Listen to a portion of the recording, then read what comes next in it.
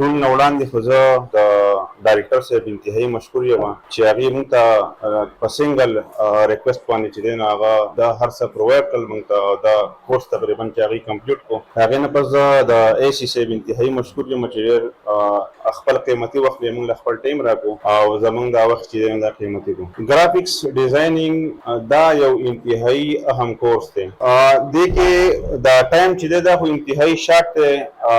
اعزاز صاحب ښه پوره په دې باندې محنت کړی، خو ځینې سټوډنټس چې دي نو هغه اکثر ایبسنټ شي یا هغه څه خبره وکړي هغه سټوډنټس ته ونه رسي. 2003 کې ما په ګرافیکس ډیزاینینګ کې ولې اډمیشن کړی انسټیټیوټ پای کې موږ ته کورل ډرا او فوټوشاپ کول، خو موږ ته دا پته نه و چې کورل ډرا او فوټوشاپ په څه کې استعمالېږي. موږ خو بس سمپل یو ډیزاینینګ ټول دی.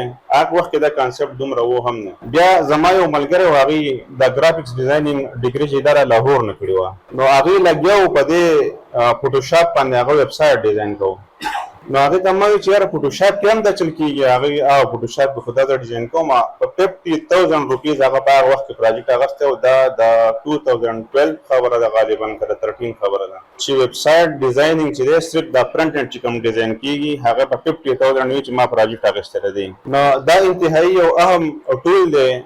اعزاز صاحب تاسو ته ښه په ډیټیل سره کړی. به هر حال یو منټ چې دی دا ډېر کم ټایم دی. صرف په دې کې تاسو ته دا ښویه کېږي چې دا کمانډ سره لپاره یوز کېږي یا تاسو ته صرف اویرنس راشي. نور تاسو ته مخکې هم دوی به درته ویلي چې یاره زموږ سره یو ښه پلیټفارم دی یوټیوب. تاسو ته خو اول دا پته ولګېده چې یاره فوټوشاپ دی یا کورل ډرا ده یا کینوا به تاسو ته کړي غالبا. دې کې ډېر ټولز راځي. تاسو پسې پس اوس داسې دی چې یوټیوب به تاسو نه پرېږدئ کوم زموږ سره چې کوم کینډیډیټس دلته او دې کې به تاسو ایکسپرټیز حاصل کړئ. بل دا به تاسو سرچ کړئ د ځان سره دا کلیکئ ولیکئ چې یاره هاو ټو ډیزاین موبایل اپلیکیشن وذ فوټوشاپ فرنټ اینډ چې کوم ډیزاین کېږي. دا فرنټ اینډ چې کله ډیزاین شي دا تاسو دغه راورکئ کمپني ته ورکئ. کمپني په دې باندې بیا بیک اینډ ډیولپر ولګئ. نو بیک اینډ ډیولپر د دې هغه ډیولپمنټ وکړي. نو فرنټ اینډ ډیولپر جدای، بیک اینډ ډیولپر جدای، ډیزاینر جدای. د هر یو ټیم خپل کاري. دا یو انتهایي انیشیټیو سټیج دی.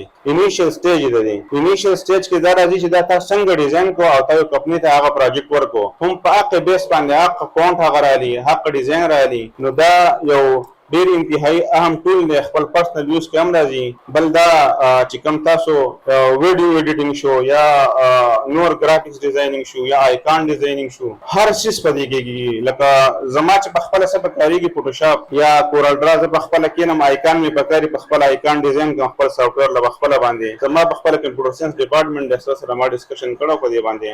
که آیکان ما ته نه میلوېږي زه په خپله فوټوشاپ کولاو کوم، هغه آیکان زه نه ډیزاین کوم، خپل سافټویر کې هغه انسټال کوم نه کوم. ان شاء الله تعالی داسې اکټیویټي به نورې هم کوو. دا شته ماشاءالله تاسو خو ډېر په ښه طریقه سره کړی دی.